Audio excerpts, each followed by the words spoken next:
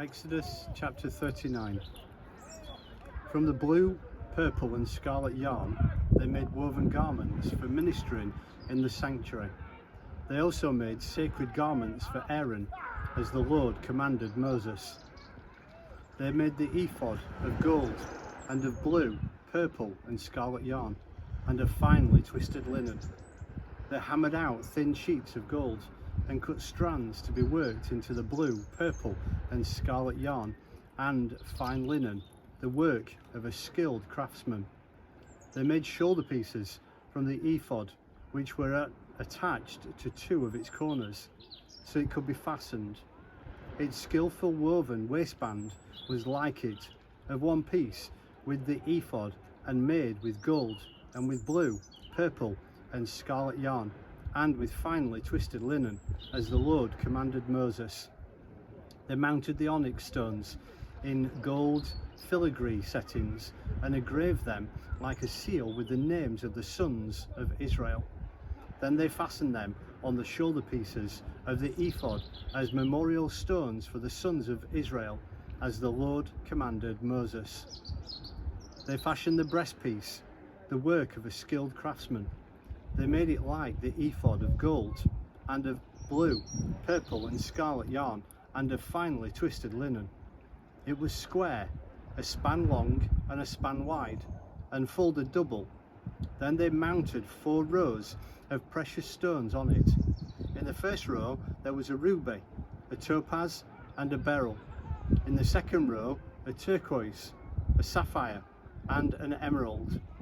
In the third row a jacinth and an agate and an amethyst. In the fourth row a chrysolite, an onyx and a jasper. They were mounted in gold filigree settings. There were 12 stones, one for each of the names of the sons of Israel, each engraved like a seal with the name of one of the 12 tribes. For the breastpiece, they made braided chains of pure gold, like a robe. They made 2 gold filigree settings and 2 gold rings, and fastened the rings to 2 of the corners of the breastpiece. They fastened the 2 gold chains to the rings at the corners of the breastpiece, and the other ends of the chain to the 2 settings, attaching them to the shoulder pieces of the ephod at the front. They made 2 gold rings and attached them to the other 2 corners of the breastpiece on the inside edge next to the ephod. Then they made 2 gold rings and attached them to the bottom of the shoulder pieces on the front of the ephod, close to the seam, just above the waistband of the ephod. They tied the rings of the breastpiece to the rings of the ephod with the blue cord, connecting it to the waistband so that the breastpiece would not swing out from the ephod, as the Lord commanded Moses. They made the robe of the ephod entirely of blue cloth, the work of a weaver, with an opening in the centre of the robe like the opening of a collar, and a band around this opening, so that it would not tear. And they made pomegranates of blue, purple and scarlet yarn and finely twisted linen around the hem of the robe. And they made bells of pure gold and attached them around the hem between the pomegranates.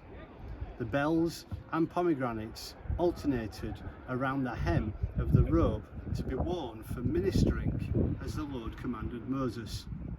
For Aaron and his sons, they made tunics of fine linen, the work of a weaver, and the turban of fine linen, the linen headband, and the undergarments of finely twisted linen. The sash was of finely twisted linen and blue, purple and scarlet yarn, the work of an embroiderer, as the Lord commanded Moses. They made the plate, the sacred diadem, out of pure gold, and engraved on it like an inscription on a seal, holy to the Lord. Then they fastened the blue cord to it to attach it to the turban, as the Lord commanded Moses.